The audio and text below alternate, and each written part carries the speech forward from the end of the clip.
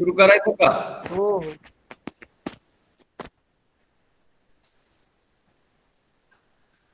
Okay, so good morning to all.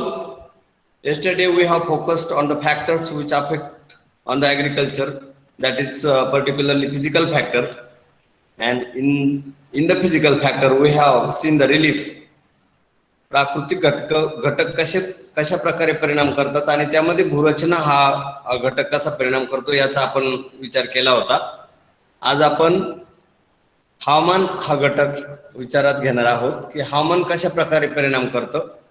आपल्याला माहिती आहे की प्रस्तावनेमध्ये मी अगोदरपासून सांगितलेलं आहे की हवामानाशिवाय अनुकूल हवामानाशिवाय शेती होऊ शकत नाही आणि म्हणून त्या ठिकाणी ज्या ठिकाणी अनुकूल हवामान आहे त्या ठिकाणीच फक्त शेती केली जाते. प्रतिकूल हवामानात शेती करता येत नाही आणि म्हणून हा मुख्य घटक आहे की जो शेतीवर एकूण उत्पादकतेवर आणि एकूण गुणवत्तेवर परिणाम करत असतो आणि त्यामध्ये खूप सारे उपघटक आहेत. त्याचा आपल्याला एक एक घटकाचा विचार करायचा आहे.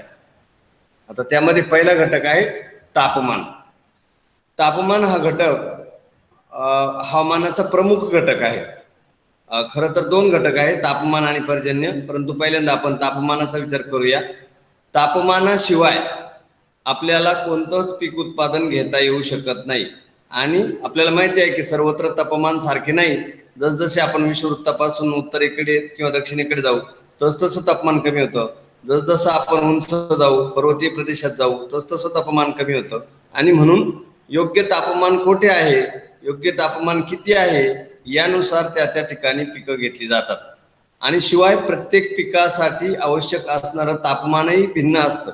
म्हणजे काय, तांदूळ उत्पादनासाठी तापमान वेगळं आहे, द्राक्ष पिकासाठी लागणारं तापमान वेगळं आहे, फळबागांसाठी, फळभाज्यांसाठी, भाजीपाल्यासाठी या सर्वच पिकांसाठी तापमानाची भिन्नता, वेगवेगळी तापमानं असणं गरजेचं असतं आणि म्हणून तापमान हा घटक महत्त्वाचा आहे. अगदी आपल्याला उदाहरणच द्यायचं ठरलं तर temperature is very essential factor so far the overall germination is concern. म्हणजे काय की जर आपल्याला बीज आपण मातीमध्ये पुरलं किंवा मातीमध्ये पेरलं तरी परंतु त्याला उगवण्यासाठी म्हणजे त्याची अंकुरण्यासाठी त्याला अंकुरण्यासाठी कमीत कमी 6 अंश सेल्सिअस तापमान आवश्यक असतं. 6 पेक्षा तापमान कमी असेल तर बीज अंकुरत नाही, म्हणजे ती जर्मिनेशनची प्रोसेस होत नाही.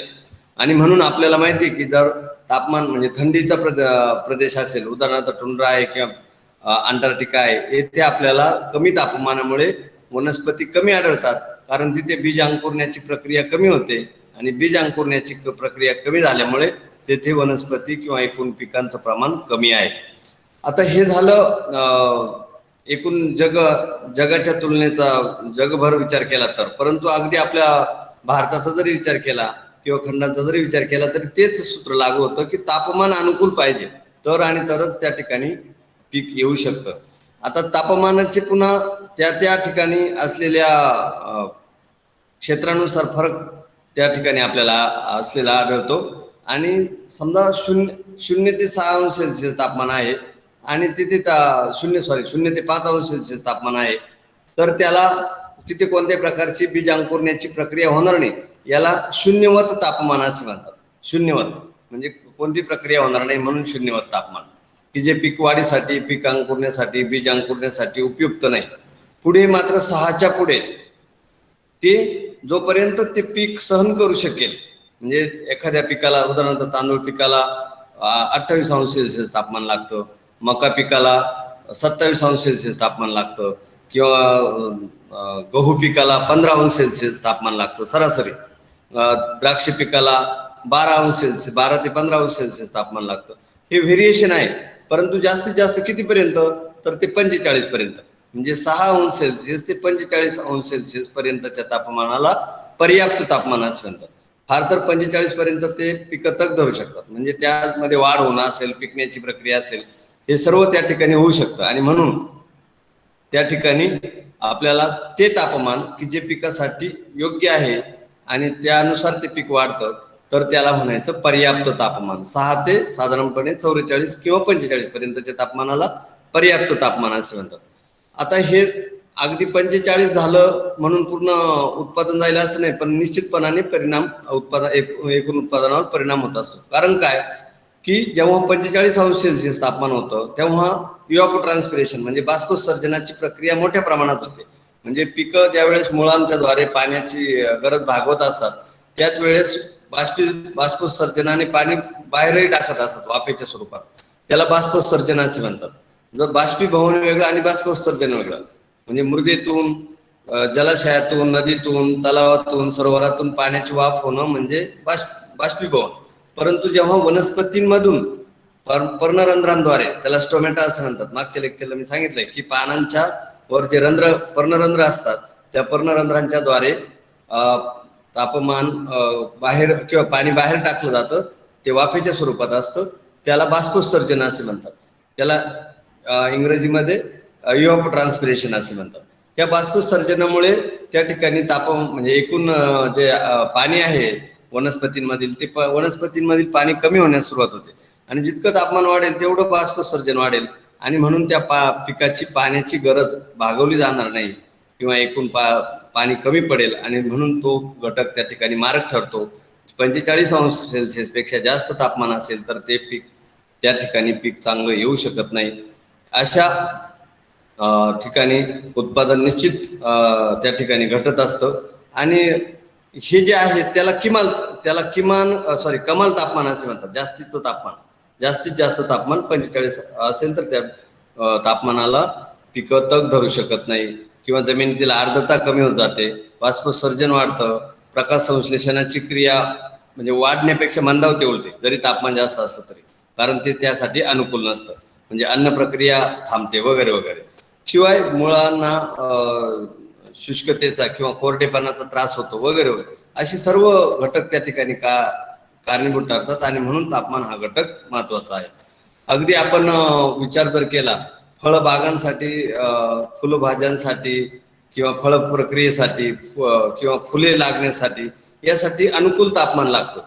त्या तापमानापेक्षा कमी किंवा तापमानापेक्षा जास्त म्हणजे पर्याप्त तापमानापेक्षा कमी किंवा पर्याप्त तापमानापेक्षा जास्त तापमान असेल तर त्या ठिकाणी त्या शेतीवर निश्चितपणे परिणाम होत असतो आणि म्हणून तो तापमान हा घटक अतिशय महत्वाचा आहे. अगदी आपण उत्तर गोलार्ध आणि दक्षिण गोलार्ध याचा जर विचार केला तर तुमच्या सहज लक्षात येईल की आपला हिमालय जो पर्वत आहे तो पूर्व पश्चिम पसरलेला आहे.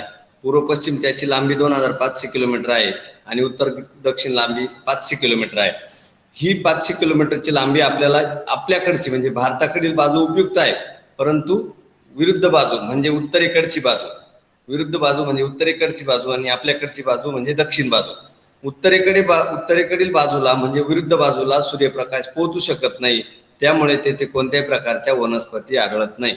परंतु आपल्याकडील म्हणजे दक्षिणेकडील बाजूस मात्र भरपूर तापमान मिळतं, भरपूर वनस्पती वाढतात आणि म्हणून आपल्या ज्या आयुर्वेदिक प्लांट्स आहेत ते मोठ्या प्रमाणात तिथे वाढलेले आढळतात. किंवा सफरचंदाच्या बागा असतील, चहाचे मळे असतील, कॉफीचे मळे असतील, रबराचे मळे असतील, यासारख्या वनस्पती तिथे वाढू शकतात. हा तापमान या घटकाचा तिथे आपल्याला फायदा झालेला आहे. विरुद्ध बाजूला मात्र अजिबात तापमान नाही किंवा कमी तापमान आहे आणि इथे मात्र तापमान असल्या कारणाने आपल्याला त्याचा फायदा झालेला आहे. हे सर्वच पर्वत प्रदेशांच्या बाबतीत होऊ शकतं. तोच एखादा पर्वत जर दक्षिण गोलार्धामध्ये असेल तर दक्षिण गोलार्धातील उत्तरेकडची बाजू म्हणजे पुन्हा आपल्याकडील बाजू इकडे मात्र तापमान राहील, परंतु विरुद्ध बाजूला मात्र तापमान कमी असेल आणि त्या ठिकाणी वनस्पती वाढू शकणार नाही. हा डायरेक्ट रिलेशनशिपचा भाग आहे. प्रत्यक्ष संबंध येतो तापमान आणि एकूण पिकवाढीचा.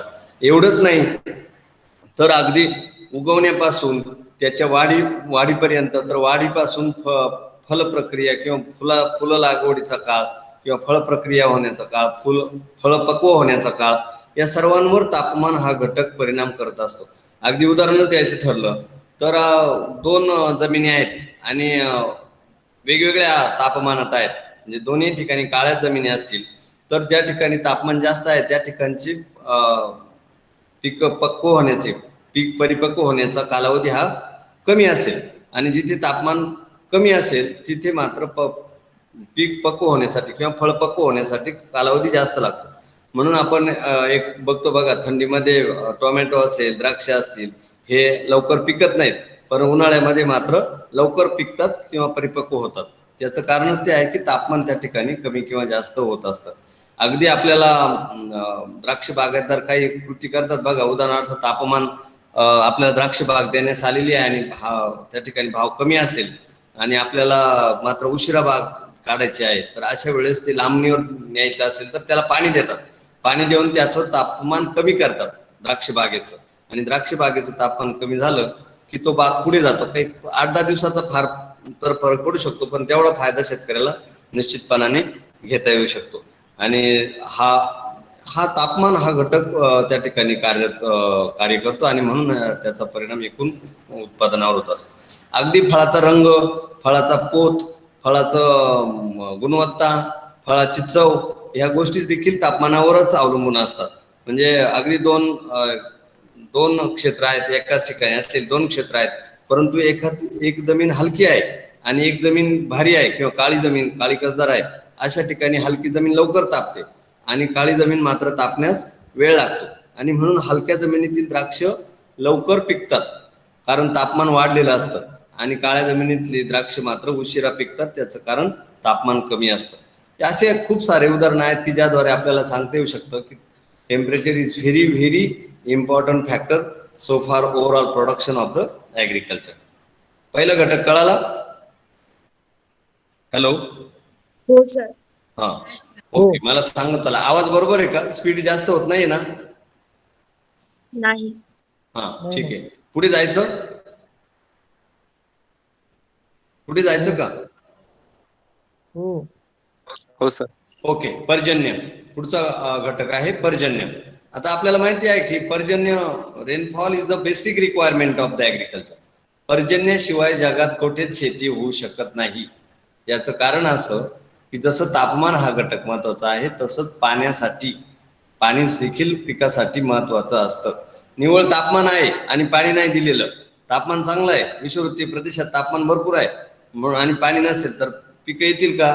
तर येणार नाही. त्याचं कारण असं, बीज अंकुरण्यासाठी त्याला पाण्याची गरज असते. मग पिकांच्या वाढीसाठी, फुल लागवडीसाठी, फळ लागवडीसाठी, फळ पोसण्यासाठी, फळ परिपक्व होण्यासाठी, आणि एकूणच त्याच्या सगळ्या ज्या गरजा आहेत, NPK, नत्र, स्फुरद, पालाश, हे ओढून घेण्यासाठी, जमिनीतून शोषून घेण्यासाठी आपल्याला पाण्याची गरज असते किंवा पिकांना पाण्याची गरज असते. आणि आपल्याला माहिती जगभर पर्जन्याचे वितरण मात्र असमान आहे. काही ठिकाणी खूप पर्जन्य पडतो तर काही ठिकाणी अजिबात पर्जन्य नाही. म्हणजे विषुववृत्तीय प्रदेशात दररोज पाऊस आहे 4 वाजेनंतर, आणि अगदी मुसळधार आता जसा आपल्याकडे पडतोय तसाच पाऊस विषुववृत्तीय प्रदेशात दररोज असतो. परंतु त्याचबरोबर वाळवंटी प्रदेशात मात्र अजिबात पर्जन्य नसतो किंवा अगदी 10 सेंटीमीटरपेक्षाही कमी पर्जन्य असतो, आणि यामुळे त्या ठिकाणच्या पीकवाढीवर किंवा कृषी उत्पादनावर परिणाम होत असतो. आता अगदी जगभराचा जर आपण विचार केला तर आपल्याला सर्वत्र पर्जन्याचं प्रमाण असमान असल्याचं दिसतं. त्यामुळे किती पर्जन्य आहे त्या प्रदेशातला त्यावर तेथील पीक उत्पादन ठरत असतं आणि त्यानुसार पीक प्रारूप ठरतं. म्हणजे अगदी विदर्भ मराठवाड्यातल्या लोकांनी ठरवलं आम्हाला ऊस उत्पादन करायचं आहे, आम्हाला भाव भरपूर मिळतो, ऊसाला भाव भरपूर मिळतो किंवा चांगला मिळतो, हमी भाव मिळतो, म्हणून आपण त्या ठिकाणी ऊस लागवड करूया. तर ते तसं करता येणार नाही, कारण त्याला पर्जन्याची गरज असते, पाण्याची उपलब्धतेची गरज असते, आणि म्हणून तिथे ऊस लागवड कमी प्रमाणात असली तरी ती कमी प्रमाणात असते. या उलट पश्चिम महाराष्ट्रात मात्र पर्जन्याची मुबलकता आहे, धरणं आहे, कालवे आहेत, नद्या आहेत, आणि म्हणून पर्जन्याची आणि पाण्याची उपलब्धता असल्यामुळे तिथे ऊस लागवड मोठ्या प्रमाणात केली जाते. हे झालं एकूण 2 पिकांच्या तुलनात्मक अभ्यासाच्या संदर्भात. परंतु केवळ आपण पाणी देतोय किंवा पाण्याचा पुरवठा करतोय म्हणून त्यावर उत्पादन राहील असं नाही, तर वेळेवर आहे का हे सुद्धा महत्वाचं आहे. कारण काय, आपल्याकडे म्हटलं जातं की कृषी हा अगदी मोसमी पावसावर अवलंबून असलेली जुगार आहे. कृषी व्यवसाय हा बिनभरवशाचा किंवा बेभरवशाचा व्यवसाय आहे, आणि ते सत्य आहे. त्याचं कारण असं की पाऊस पडला तर खूप पडतो, नाही पडला तर अजिबातच पडत नाही. किंवा अगदी आपण विदर्भ आणि मराठवाड्याची परिस्थिती आज बघतोय, बरोबर योग्य काळात तो पाऊस पडला, परंतु आज मात्र जेव्हा पीक काढणीचा काळ आहे जेव्हा पिकं तयार झालेली आहेत त्याच वेळेस पूर्ण विदर्भात पूरजन्य परिस्थिती झालेली आहे आणि या अतिपर्जन्याचा सुद्धा त्या ठिकाणी विपरीत परिणाम होतो. सर्व पिकं सडून गेलेली आहेत किंवा सर्व पिकं खराब झालेली आहेत. काढणीच्या काळातच तो त्या ठिकाणी आल्यामुळे आणि वादळी पाऊस आल्यामुळे त्या ठिकाणी प्रचंड नुकसान झालेलं आहे. आता पर्जन्य हे आपण जरी म्हणजे फक्त पर्जन्य काळाचा विचार केला तर त्या ठिकाणी विविधता आहेच आहे, परंतु जेव्हा पर्जन्य नाही म्हणजे जेव्हा हिवाळा ऋतू आणि उन्हाळा ऋतू आहे तेव्हा तिथे पाण्याची उपलब्धता कशी आहे यावर सुद्धा कृषीचे उत्पादन अवलंबून असतात. पावसाळ्यात भरपूर पाऊस राहील, जसं विदर्भात आज भरपूर पाऊस आहे, मराठवाड्यात भरपूर पाऊस आहे, परंतु उन्हाळा ऋतू आणि हिवाळा ऋतूमध्ये त्याची उपलब्धता आहे का, म्हणजे पाण्याची पातळी, भूजल पातळी किती आहे, पाण्याचे साठे किती आहेत, का जलसिंचन सोयी सुविधा कशा आहेत, विजेची उपलब्धता कशी आहे, यावर देखील त्या ठिकाणचं कृषी उत्पादन अवलंबून असतं आणि म्हणून पर्जन्य हा घटक महत्वाचा आहे. जगभर जर आपण विचार केला तर इस्रायल सारखा देश आहे की जे 10 सेंटीमीटर सारख्या कमी पर्जन्यातही मोठं उत्पादन घेत असतात, कारण त्यांचं तेथे त्या मायक्रो लेवलला नियोजन केलेलं असतं आणि जास्तीत जास्त उत्पादन कसं घेता येईल यासाठी त्यांनी नियोजन करून त्या ठिकाणी ते उत्पादन घेत असतात. म्हणून पर्जन्य हा घटक देखील महत्वाचा आहे. पुढचा पॉइंट आहे आर्द्रता. आर्द्रता इंग्रजीमध्ये त्याला ह्युमिडिटी असे म्हणतात. आर्द्रता हा घटक खरं तर हवेच्या एकूण आर्द्रतेवर कोणत्याही पिकाचं उत्पादन अवलंबून असतं. आर्द्रतेचे पुन्हा 2 प्रकार पडतात, एक सापेक्ष आर्द्रता आणि दुसरी निरपेक्ष आर्द्रता. सापेक्ष आर्द्रता म्हणजे विशिष्ट तापमानाला असलेली आर्द्रता, म्हणजे 10 अंश सेल्सिअस तापमान आहे तर हवेत गारवा किती आहे, हवेत ओलावा किती आहे, हवेत ओलसरपणा किती आहे, याला आपण आर्द्रता असे म्हणतो. आणि निरपेक्ष आर्द्रता म्हणजे कोणत्याही तापमानाला असलेली आर्द्रता म्हणजे निरपेक्ष आर्द्रता. यावर त्या ठिकाणचं उत्पादन अवलंबून असतं. हवेत जास्त आर्द्रता असेल तरी ते उपयोगाचं नाही, हवेत खूप कमी आर्द्रता असेल तरीही ते उपयोगाचं नाही. त्या पिकाला आर्द्रतेची गरज किती आहे, what is the requirement of moisture for that particular crop, that determines the overall production.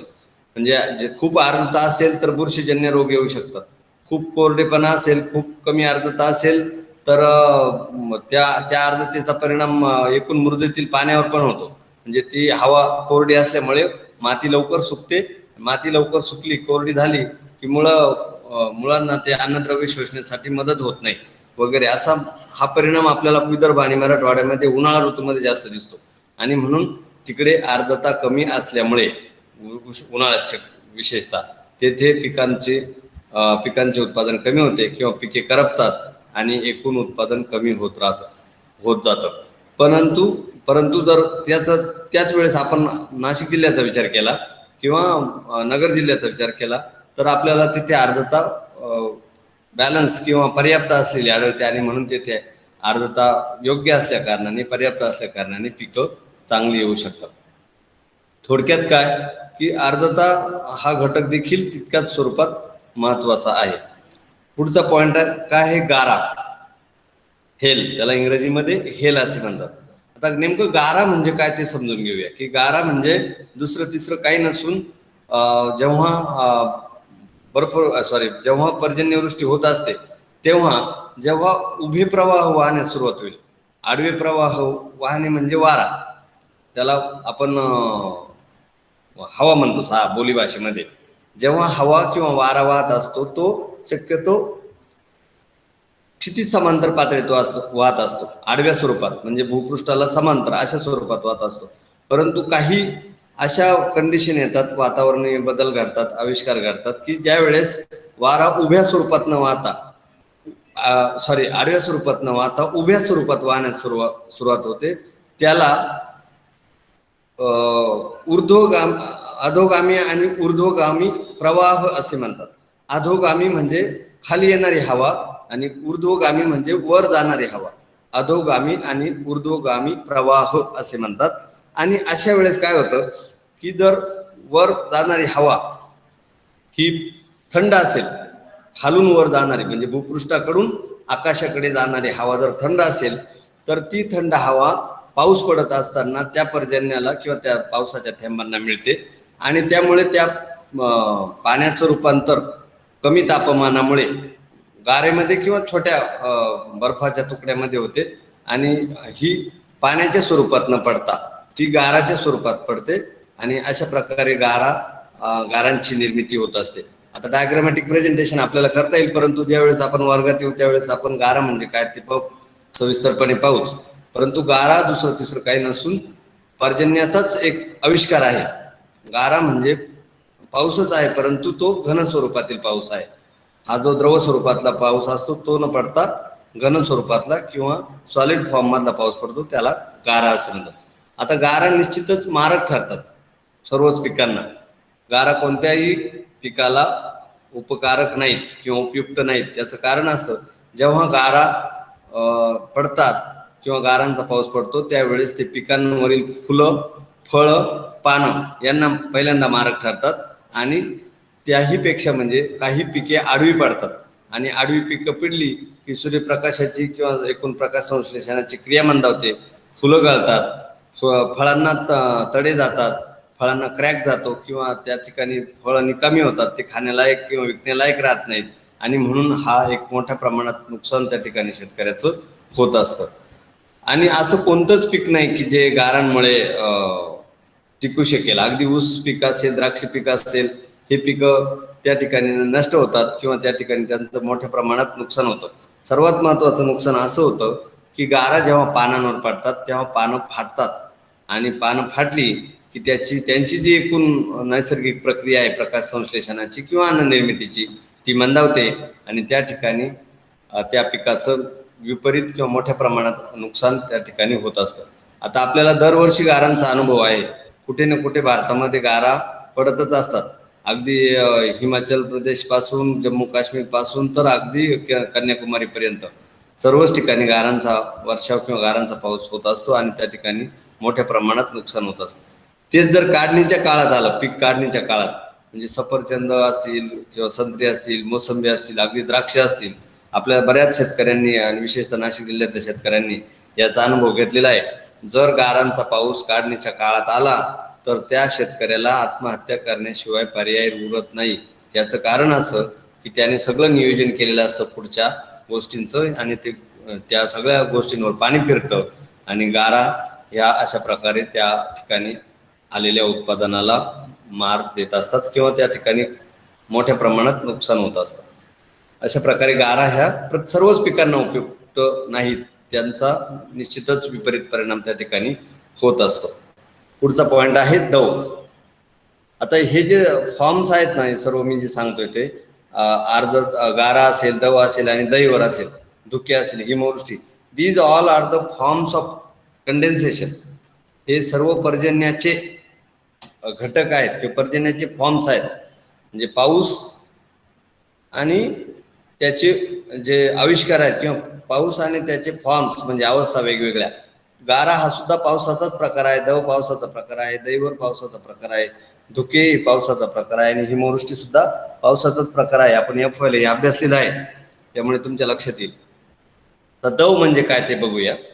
आता दव म्हणजे दुसरं तिसरं काही नसून जेव्हा हवेमध्ये जे बाष्प आहे ते बाष्प जेव्हा पाण्याच्या स्वरूपात किंवा द्रव स्थितीत वनस्पतींच्या पानांवर साठतं किंवा त्या ठिकाणी आढळतं, त्याला दव असे म्हणतात. आपल्याला माहिती आहे की हवेमध्ये आर्द्रता आहे. हवेचे मुख्य 3 घटक आहेत. एक म्हणजे विविध वायू, दुसरं म्हणजे त्या ठिकाणी आर्द्रता आणि तिसरं म्हणजे त्या ठिकाणी धुलीकण.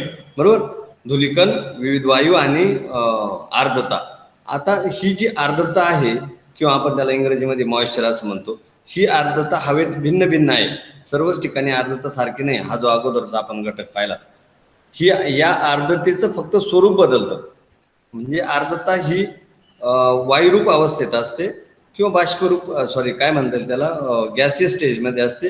आणि ही जेव्हा आर्द्रता फॉर्म बदलते, तिची अवस्था बदलते आणि जेव्हा दवाच्या स्वरूपात किंवा याच्या स्वरूपात, पाण्याच्या स्वरूपात ती पानांवर विशेषतः, सर्वत्र ती नसते, पानांवर त्या ठिकाणी ते आढळते आणि शक्यतो सकाळच्या काळात आढळते, म्हणजे सकाळच्या वेळेसच आढळते, कारण पहाटे तापमान कमी झालेलं असतं आणि या आर्द्रतेचं रूपांतरण दवामध्ये होतं आणि हे दव सुद्धा काही ठिकाणी उपकारक तर काही ठिकाणी अपकारक, म्हणजे काही ठिकाणी उपयुक्त तर काही ठिकाणी मारक आहे.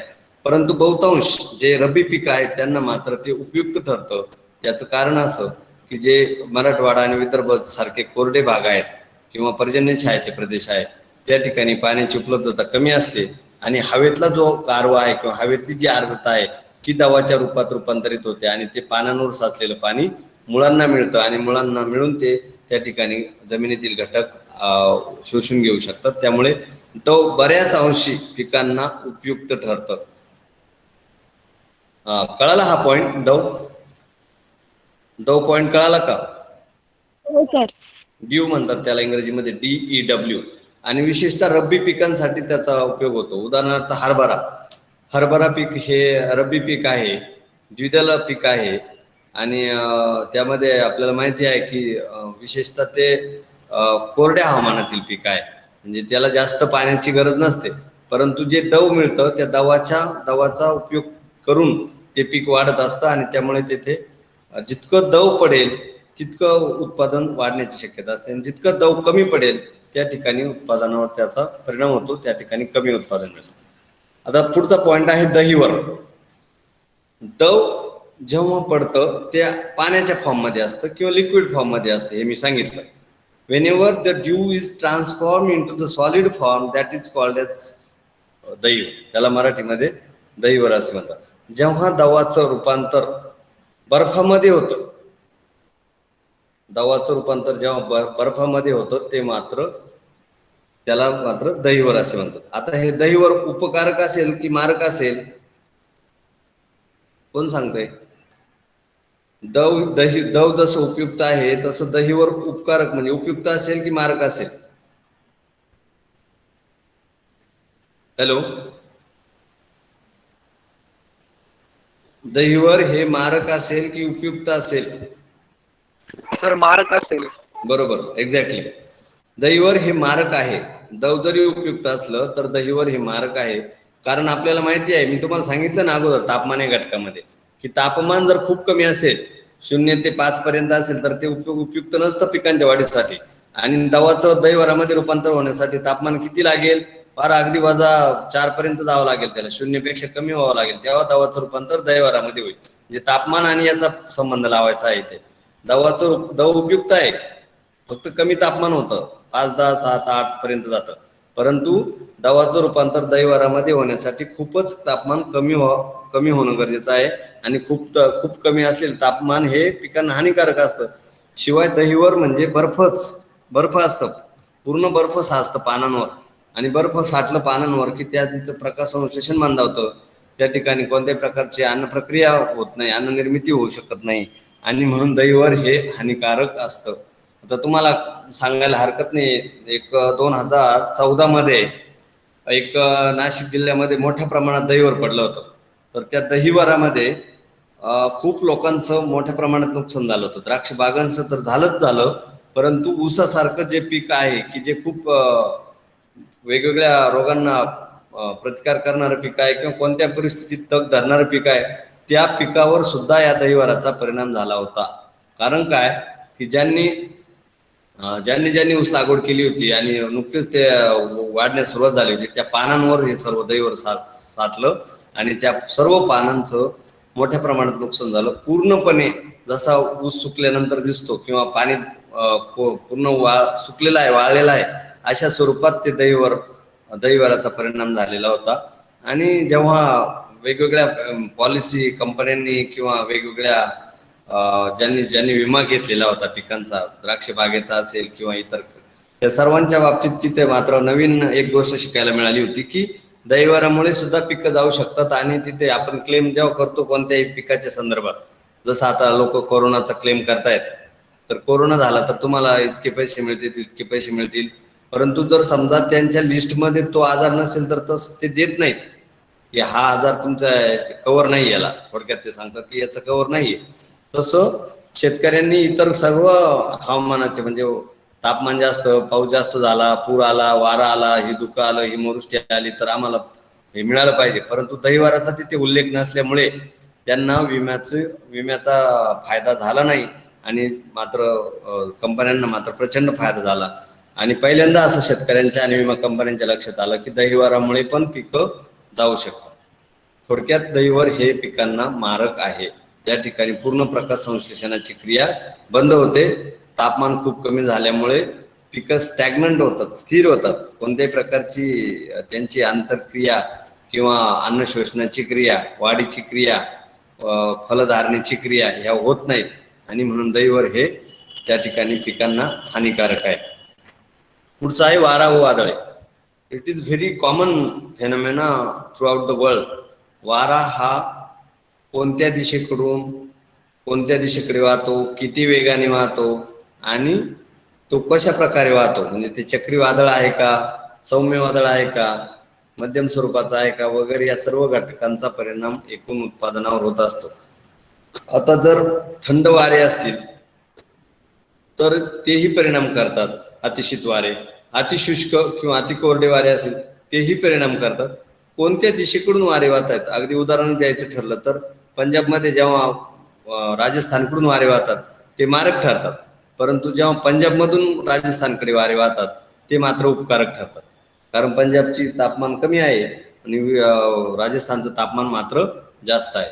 म्हणजे हे वाऱ्यांची दिशा आणि वाऱ्यांचा वेग यावर ते सर्व अवलंबून असतं आणि त्यामुळे ही पिकांवर परिणाम होत असतो. आणि आपल्याला माहिती आहे की वारा एकदा सुरू झाला की तो खूप वेगवान असेल तर सर्व पिकं उन्मळून पडतात, झाडं उन्मळून पडतात आणि शिवाय पिकं पूर्ण एका बाजूला वाकतात आणि ही वाकलेली पिकं एकावर एक पडतात आणि त्यामुळे त्या ठिकाणी त्यांचं एकूण कार्य जे आहे ते मंदावतं. अन्न शोषणाचा वेग मंदावतो, प्रकाश संश्लेषणाची क्रिया मंदावते. अगदी आपण मागच्या 2 आठवड्यापूर्वी जेव्हा वारा सुरू झाला, सुरुवातीला पाऊस नाशिक जिल्ह्यामध्ये नव्हता, परंतु जेव्हा पाऊस आणि वारा सुरू झाला तेव्हा ऊसांचं मात्र प्रचंड नुकसान झालेलं आहे. कारण 2 महिने पाऊस नसल्यामुळे सर्व पिके किंवा सर्व ऊस जे आहे, ऊसाचं पीक जे आहे ते आडवं पडलं आणि आडवं पडल्यानंतर निश्चितच त्याच्या एकूण उत्पादनामध्ये परिणाम होत असतो. वादळे हा देखील महत्वाचा घटक आहे. आपल्याला माहिती आहे की आताच आपल्या कोकणात वादळ येऊन गेलंय. काय नाव होतं वादळाचं? निसर्ग. अगदी बरोबर. कोणी सांगितलं उत्तर कोणी सांगितलं? सर मी अभिषेक काठे. अभिषेक काठे. Very good. निसर्ग वादळ येऊन गेलं. असे अनेक वादळं येत असतात आणि त्या ठिकाणी त्या एकूणच शेतीवर परिणाम करत असतात. तेथील जरी भात शेती असेल, नारळाची शेती असेल, सुपारीच्या बागा असतील, बदाम असेल, काजू असेल, यासारख्या वनस्पतींचं मोठ्या प्रमाणात, झाडांचं, वृक्षांचं मोठ्या प्रमाणात नुकसान झालं. मागे एक वादळ आलं होतं याच्यामध्ये, बिहार, ओरिसा वगैरे या राज्यांमध्ये तर दरवर्षीच वादळ येत असतात. आंध्र प्रदेशला तर दरवर्षीच वादळांचा तडाखा बसत असतो. पश्चिम बंगालमध्ये देखील प्रचंड प्रमाणात वादळ येत असतात. आता मागे एक जे वादळ आलं होतं ते पूर्ण या 4-5 राज्यांमध्ये आलं होतं, अगदी महाराष्ट्रापर्यंत ते येऊन पोहोचलं होतं. या सगळ्या वादळांचा त्या ठिकाणी परिणाम होत असतो आणि ते मोठ्या प्रमाणात नुकसान करत असतात. मागे एक महाराष्ट्रामध्ये आयला नावाचं वादळ आलं होतं, त्याने देखील मोठ्या प्रमाणात नुकसान झालं आणि ते नुकसान शेतकऱ्यांना आणि एकूणच उत्पादनाला मारक ठरत असतं. आता वारा आणि वादळाच्या संदर्भात तुम्हाला रेग्युलर माहिती आहे त्यामुळे मी काही इन डिटेल सांगत नाही. पुढे आहे धुके. आता हे धुके म्हणजे काय ते सर्वप्रथम पाहूया. त्याला इंग्रजीमध्ये फॉग असं म्हणतात. Fog is nothing but the clouds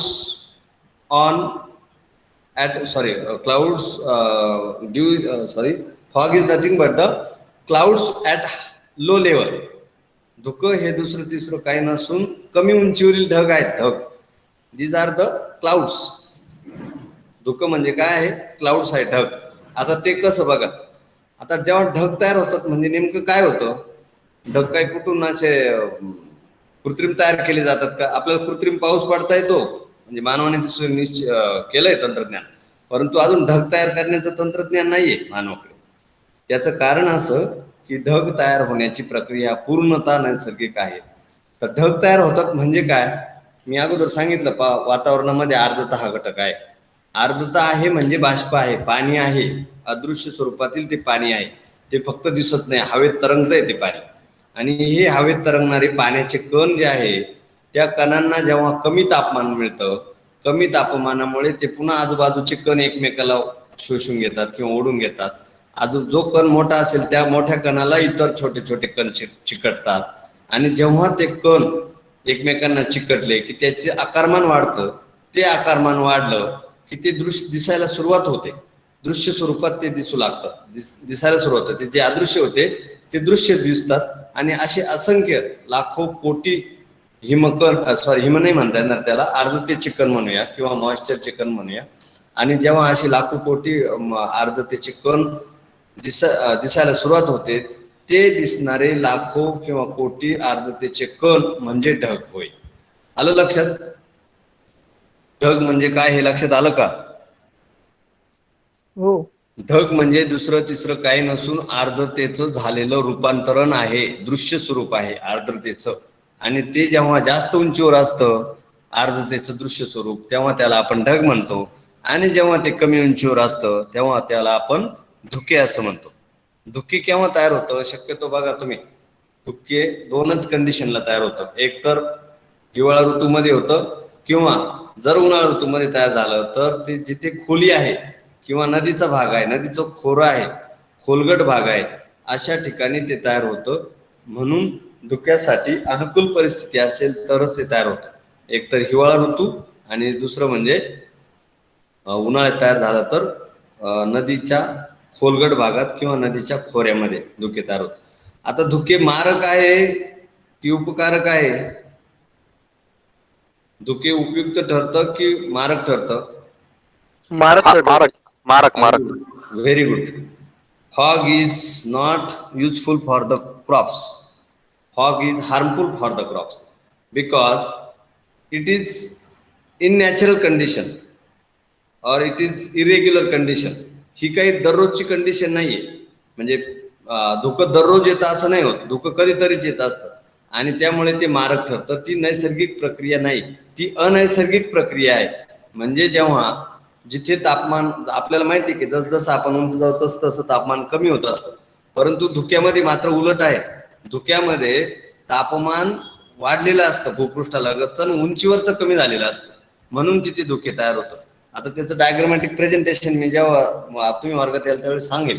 परंतु धुक्यामध्ये मात्र ॲबनॉर्मल कंडिशन असते, अवातावरणीय किंवा अनैसर्गिक कंडिशन असते आणि म्हणून धुके मारक ठरते. शिवाय धुके ज्यावेळेस येते त्यावेळेस दृश्यता कमी होते. त्यानंतर त्या ठिकाणी ते दव त्या ठिकाणी साचल्यामुळे त्या ठिकाणी एकूण त्याची जी अन्न निर्मितीची प्रक्रिया आहे ती मंदावते, किंवा सर्वच घटक त्या ठिकाणी त्या पिकांच्या दृष्टीने मारक ठरतात आणि म्हणून धुके हे मारक आहे. आणि शेवटचा घटक यातला हिमवृष्टी. आता हिमवृष्टी ही उपयुक्त आहे की मारक आहे? हॅलो, मारक आहे सर. मारक. Very good. हिमवृष्टी ही देखील मारक आहे. पर्जन्याचं दुसरं रूप आहे. जेव्हा हिमाच्या स्वरूपात पाऊस पडतो तेव्हा त्याला हिमवृष्टी असे म्हणतात. आणि बहुतांश जे उंच पर्वतीय प्रदेश आहेत, उदाहरणतः सिमला, कुलू, मनाली, दार्जिलिंग, हिमाचल प्रदेश आणि फार तर आपल्या इथे महाबळेश्वर किंवा माथेरान या ठिकाणी हे हिमवृष्टी होत असते. आणि तिथली मात्र ती पिकं वेगळी आहेत की ते त्यांना उपयुक्त ठरतं. आणि ते जरी तिथे उपयुक्त ठरत असेल तरी ते जास्त स्वरूपात असेल तरी मात्र मारक ठरतं. परंतु इतर म्हणजे पठारावरच्या पिकांना मात्र ते प्रचंड मारक आहे. कारण जेव्हा हिमवृष्टी होते तसंच जशा गारांमुळे त्याचा पिकांवर परिणाम होतो तसाच हिमवृष्टीचा देखील परिणाम होत असतो. आणि त्यामुळे सगळी वनस्पतीची पानं खराब होतात, पानं तुटतात, फाटतात, फुलं गळतात, फळं गळतात, फळांना मार बसतो वगैरे. ह्या सर्व ज्या एकूण जी नैसर्गिक प्रक्रिया सुरू झालेली असते वनस्पतीची, फलधारणेची, फुलधारणेची किंवा एकूणच फळवाढीची किंवा फळ पिकण्याची, या सर्व प्रक्रिया खूप मंदावतात किंवा त्या ठिकाणी एकदम परिणाम होतो. प्रत्यक्ष परिणाम होतो आणि हिमवृष्टी ही सर्वच पिकांना घातक ठरते. कोणत्याही पिकाला, अगदी ऊस पिकाला सुद्धा हिमवृष्टी मारक ठरते. जरी त्याची प्रतिकार क्षमता जास्त असली किंवा रोग प्रतिकार क्षमता जास्त असली तरी देखील. बाकीचे जे पिकं आहेत, फळवर्गीय पिकं किंवा भाजीपाला, मग त्यामध्ये कोथिंबीर असेल, पालक असेल, मेथी असेल, शेपू असेल, या सगळ्याच फुलभाज्या किंवा भाजीपाला पिकाला मात्र प्रचंड प्रमाणात मार बसतो. धान्य पिकाला देखील मार बसतो. जर गहू उत्पादनात अगदी काढणीला आलेला आहे, कापणीला आलेला आहे आणि त्याच वेळेस हिमवृष्टी झाली तर तो पूर्ण आडवा पडतो. त्याची कापण्याची प्रक्रिया व्यवस्थित होऊ शकत नाही. ऊस आडवा पडतो, त्याची तोडणीची प्रक्रिया व्यवस्थित होऊ शकत नाही वगैरे. असे सर्व घटक त्या ठिकाणी आहेत की जे हिमवृष्टीमुळे मोठ्या प्रमाणात नुकसान करत असतात आणि एकूणच त्याचा परिणाम होऊन कृषीचं उत्पादन पूर्णपणे घटून जातं आणि हे आपल्याला या त्यांच्याद्वारे सांगता येऊ शकतं. मला वाटतं हे हवामानाचे एकूण जे 9 घटक आहेत, या 9 घटकांच्या एकूण चर्चेनंतर तुमच्या सहजपणे लक्षात आलं असेल की कशा प्रकारे हवामान हा घटक महत्वाचा आहे. ओके, थांबायचं. हॅलो, हा, कुणाला काही शंका आहे का? आवाज येत नाही, फास्ट होतोय वगैरे काही? नाही असेल तर सांगा. नाही सर. नाही. हॅलो, नाही सर, येतो आवाज सर. उद्या आपण दुसरं लेक्चर, पुढचं लेक्चर घेऊया. काय आर्थिक असेल घटक किंवा मग सामाजिक असेल किंवा तांत्रिक असेल, जो काय असेल. ओके, चलो, थँक्यू.